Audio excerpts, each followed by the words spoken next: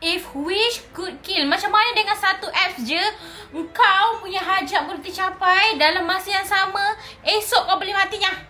24 jam je waktu yang diperlukan. Walaupun hajat kau cuma hanya tiba-tiba nak sambut birthday hujung minggu ni. Cerita ni berkenaan dengan budak-budak sekolah ni, babe. Diorang ni memang kawan-kawan baik. Satu hari kawan-kawan yang bodoh bengap ni boleh dapat exam mat yang paling pandai. Kau macam mana tu? Kau kan tak pandai. So bila korek rahsia sebenarnya adalah dia download satu apps ni dan dia buat satu wish. So dekat apps tu kau kena tulis nama kau dengan tarikh lahir dengan wish kau apa.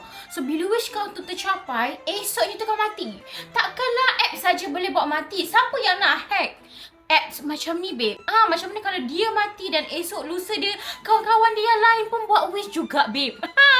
Siapa yang akan selamat? Macam mana kalau apps tu sendiri sebenarnya dah kena curse, babe? Hantu apps dengan kuasa mistik nampak macam tak inline, babe. Nampak macam tak boleh nak bersatu, kan? Mana pula kalau benda-benda mistik ni dia boleh menyamar, dia boleh masuk, dia boleh menjelma dalam pelbagai bentuk. Antaranya bentuk apps. Sebelum budak-budak ni mati, ada kisah lain yang pernah berlaku. Ada benda lain yang menyebabkan apps tu boleh membunuh. Ni ada 8 episod.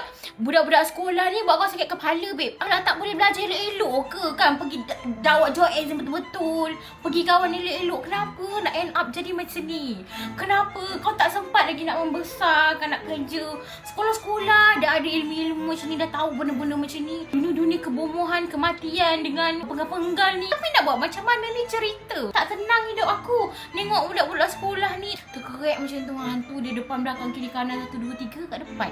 So siapa yang dah layan, let me know kat comment section. Okay, korang kena komen. Korang kena komen banyak-banyak tau. Yang tak tengok pun biar dia tengok lepas ni, biar hati dia gelap sama.